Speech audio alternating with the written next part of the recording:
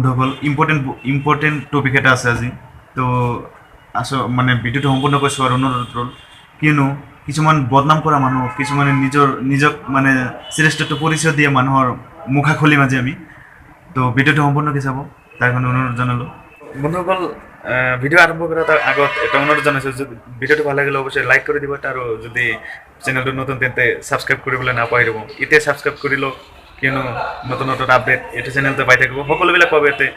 যি লাগে আপোনালোকে আৰু কেইদিনমান ধৰি এটা পোষ্ট চাই আছে ন যে যিটো আইৱালি নামৰ মানুহ আছে তেওঁ কনভাৰ্টেড হিন্দু মানে আইৱালি শৰ্মা তেওঁ আগত মুছলিম আছিল কিন্তু বৰ্তমান সত্যৰঞ্জন বৰাৰ কিতাপ পঢ়ি তেওঁ ইছলাম ধৰ্ম ত্যাগ কৰি আৰু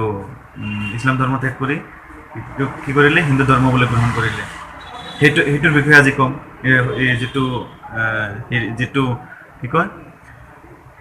যিটো আইৱালি শৰ্মা আছে আইৱালি শৰ্মাৰ আচল পৰিচয়টো কি তেওঁ আচলতে ইছলাম ধৰ্ম কেতিয়া ত্যাগ কৰিলে আৰু তেওঁ আচলতে কেতিয়া ইছলাম ধৰ্ম ত্যাগ কৰিলে আৰু কেতিয়া হিন্দু ধৰ্ম গ্ৰহণ কৰিলে সকলো জানি আজি তো ভিডিঅ'টো সম্পূৰ্ণকৈ চালে আপোনালোকে বুজি পাব আৰু মই স্ক্ৰীনশ্বট এটা প্ৰুফ দি দিম আপোনালোকক তো প্ৰুফ নোহোৱাকৈ ভিডিঅ' বনোৱা নাযায় ন তো প্ৰুফ দি দিম আপোনালোকে প্ৰুফটো চাই ল'ব তেতিয়া আচল কথাটো গম পাব আপোনালোকে মানিছোঁ আইৱালি শৰ্মাই ইছলাম ধৰ্ম ত্যাগ কৰিছে ইছলাম ধৰ্ম ত্যাগ কৰি হিন্দু ধৰ্ম গ্ৰহণ কৰিছে মানিছোঁ মই কিন্তু যিবিলাক চামচাবিলাকে কৈ আছে সত্যৰঞ্জন বৰা কিতাপ পঢ়ি সত্যৰঞ্জন বৰা যিটো কিতাপ লিখিছে ইছলাম আৰু কোৰাণৰ কলংকিত কথাবোৰ এনেকুৱা কিতাপ লিখিছে এইবিলাক কোৱা আমাৰ ভুল তথাপিতো ক'ব লাগে বাধ্যত পৰি তো এনেকুৱা যিটো কিতাপ লিখিছে সত্যৰঞ্জন বৰাই তো এই কিতাপ পঢ়ি নেকি আইৱালিয়ে ইছলাম ধৰ্ম ত্যাগ কৰি হিন্দু ধৰ্ম গ্ৰহণ কৰিলে কি লজ্জাজনক কথা এইবিলাক কি যে ক'ম আৰু মানে কোৱাৰ ভাষা নাই এনেকুৱা মানে লজ্জাজনক কথা হ'ব লাগে এইবিলাক কিয়নো আইৱালি শৰ্মা যিটো আছে আইৱালি আজিৰ পৰা 4 বছৰ আগতহে ইছলাম ধৰ্ম ত্যাগ কৰিছে আজিৰ পৰা 4 বছৰ আগত কনভাৰ্টেড হিন্দু হয় তেওঁ এই কেইদিন ধৰি কিন্তু সত্যৰঞ্জন বৰাই কেইদিন আগতহে কিতাপ লিখিলে সত্যৰঞ্জন বৰাই 4 বছৰ আগত কিতাপ লিখা নাছিল নহয় কেইদিন আগতহে কিতাপ লিখিলে সত্যৰঞ্জন বৰাই মই আপোনালোকক প্ৰুফ দিম এটা স্ক্ৰীনশ্বট দিম এটা ফেচবুকত তেওঁ কৰা তৰ্কক লৈ 4 বছৰ আগত যে হিন্দু ইছলাম লৈ তৰ্ক কৰিছিল সেইবিলাক মই স্ক্ৰীনশ্বট দি দিম তেতিয়া আপোনালোকে আৰু বেছি ভালকৈ বুজি পাব যে আচলতে কি ঘটনাটো তো এনেকুৱাকৈ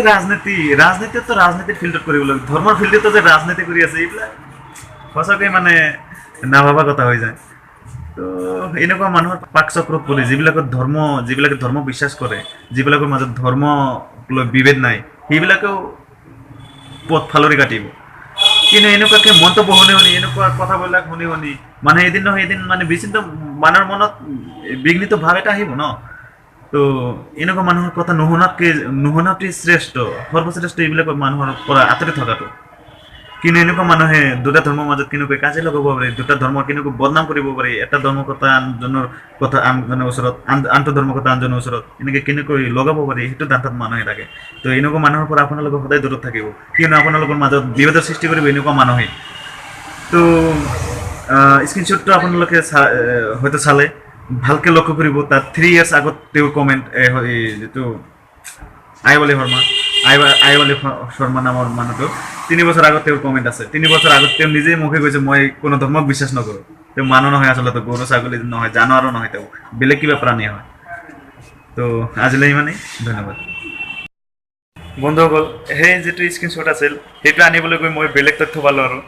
আৰু ভাল হ'ল যে তেওঁ 4 বছৰ নহয় 8 বছৰ আগৰ পৰাহে আৰু নাস্তিক হৈ আছে তেওঁ নিজে কোৱা কথা এইবিলাক আপোনালোকে চাই লওক না আপোনালোকে আগতে দি দিছোঁ আপোনালোকে চাই ল'ব মই সেই স্ক্ৰীনশ্বটটো মানে সেই বস্তুটো বিচাৰি নাপালোঁ কাৰণ আগতে ষ্টৰীৰ পৰা গুচি গৈছিল তো নতুনকৈ আৰু বস্তু পালোঁ আইৱালিৰ একাউণ্টত বহুত কিবা কিবি আছে তাৰ ভিতৰত মই এটা স্ক্ৰীনশ্বট দিম সেইটো বুজিলে আপোনালোকে গম পাব আচলতে ক'ৰ পৰা কি